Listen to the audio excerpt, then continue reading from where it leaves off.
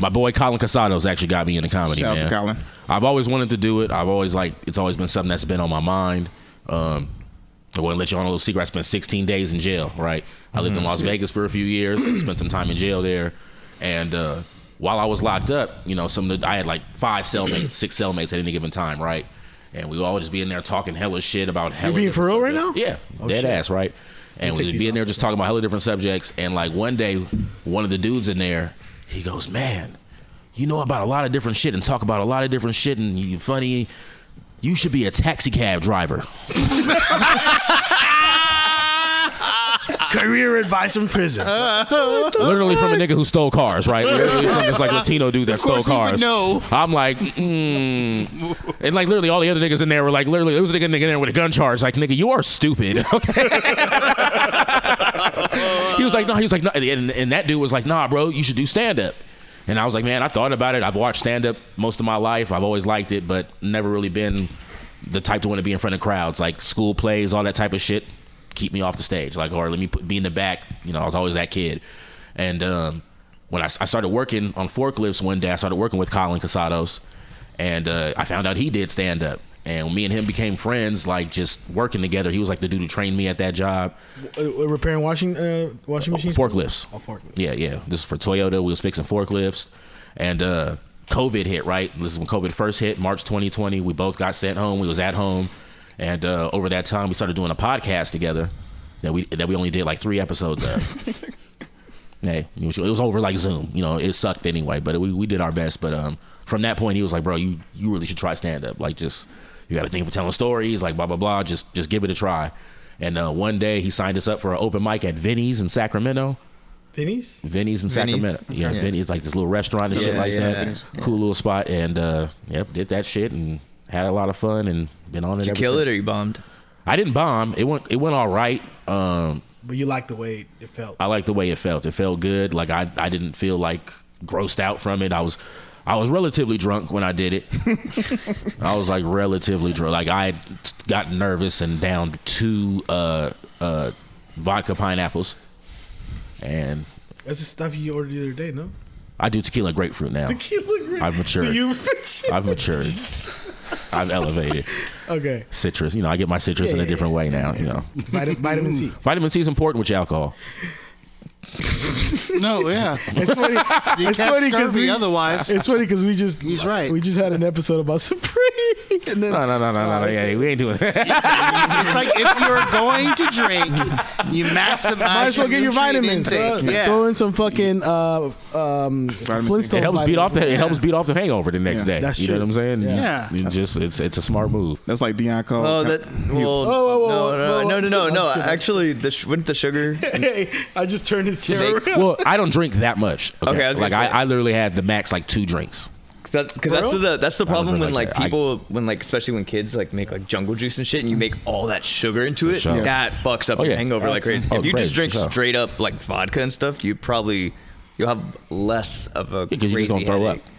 I'm also very sorry, totally off top. I'm saying I didn't get the memo that we were all wearing beanies today. Who? You 2 aren't wearing beanies. You 3 aren't wearing. Half of us aren't wearing beanies. Oh, I'm wearing a beanie. But. Yeah, half of us are. Half of us are. Hey, it's all right. I threw the things off, man. It's all my. How high are you? We didn't get the shade memo. Did he smoke with you guys? No, it was just me. You got a contact. It's a lot of caffeine. It's just brushing it I thought about that like 2 guests ago. I was like, a lot of us are wearing beanies. Well, no, but so we're all wearing black. Your first time doing it was in Sacramento, and then you were living out here. Yeah. What happened was. At that point, me and Colin had started working for a different forklift company because we got laid off from that first one when we went home from COVID. How do you go find a second forklift company? You guys were. There's about 3-4 of them, man. You guys were. All right, I stand corrected. There's like manufacturers of cars. There's different manufacturers of forklifts. You guys were a 2-for-1 package workers together. Basically, yeah. For real? It's out there, and it's been doing. Now we're doing that on comedy shows. It's great. True. It's an ebony and ivory thing. They're like, yo, you get this fucking diversity hire along with Colin and. It's the Frank Sinatra and Sammy Davis all over. Yeah, baby. Me and my shadow.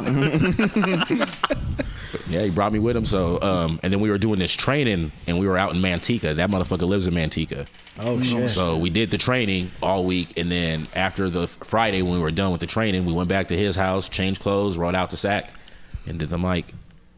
And that's the guy that's like one of your comedy. Like, you find a comedy. Well, Colin's like my best friend in real life, I would say right now. Like even just because of just working together and shit like that. And, you know, he's been there for me through breakups and all types of shit. So like, you know, that's my dog for real beyond comedy. You need a white friend for when those white girls break up with you. You do. Yeah.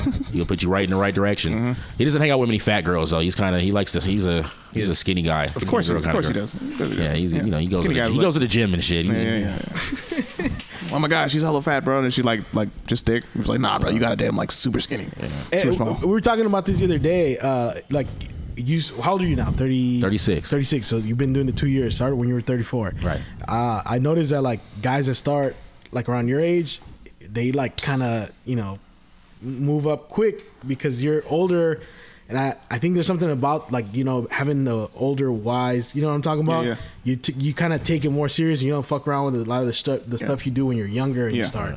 Well, I know one thing is I'm more comfortable who I am. I know who I am as a person a lot more. So. Like I would have loved to start it when I was younger, just for the sake of it, just to, you know, have time on my side for the whole like Hollywood aspect of it. But at the same time, I couldn't have done it at 20 something. Like I wouldn't be able to handle the difficulties. I wouldn't be able to handle bombing. I'd probably want to fight niggas in the crowd for not laughing at jokes. Like I was an unreasonable young man. You know what I'm saying? At times I was an unreasonable young man. I'm gonna be the first one to admit it. So I had to mature and have some mushroom chips and shit like that and take some acid and shit. And now I'm like, all right, you know, everything is everything, you know. One of them niggas now. This is before it's like, you're not smiling? What do you mean? It's a great joke. It's like, like you don't like that joke because you hate me and I'm a nigga, so I just taking it there all the time. I feel like that sometimes, don't get me wrong, but yeah, going back to JD's point, because I remember when you told me like, oh bro, I just been doing it for like 2 years, I thought literally you had been doing it like 4 to 5 years at the time, because that was kind of like you say you very know who you are, while most comedians come out like they're younger, they're trying to figure out who they are on stage and stuff like that. They don't even know. They're still getting to know themselves in a way, and a few heartbreaks and a few setbacks in life kind of, you know, adds a little bit of spice to it. It's literally been my whole life, and I kind of just like get to roll that right into comedy. You know what I'm saying? Right. And just like having been through all the bad shit already, like, you know, not all of it, because I'm sure there's still more to come. Oh, there's a lot more. Oh yeah, for sure. I started doing comedy, so I'm sure there's gonna be lots more disappointment for your boy. Yeah, lots of more disappointment for your boy incoming. But it's also it's been very rewarding, man. I've been having a lot of fun doing it, meeting cool people. This is the most I ever been outside in my life. Like really? I've always been kind of a home dude. I play my video, like, unless I'm going out with girls. That was the only way of getting me outside. More social now. Unless it was women, I'm staying inside. I'm not really trying to hang out with you dudes. You niggas get shot and shoot, and I'm just like, I'm inside. I'm playing video games, or I'm hanging with some girls. And now I'm like, oh, you know, I'll hang out with y'all. We go get drinks, and, you know, I'm kind of getting outside more and enjoying that, and feels good, man. Well, that's been our show. And then also now you're running your own shows. I run a show, yes. You run a show. I co-run a show. Co-run the show with he who shall not be named. Damian Montez. Is that who you talking about? Is he not supposed to be named? I don't know if that's his name. Allegedly. I'm fucking with you. Allegedly. Man, I was having a good date. White on white crime, bro. We need to up our game and shit. We need to do comedy butt naked, right? I remember this dude. She's for you, but thank you. He started saying his goodbyes. At the end, I just remember the guy coming up and giving me the check, and he goes, "Yeah, that'll be our last time." When the Beatles, you know, wrote the White Album, did they have to like pass it in front of some drunk that had so why are we doing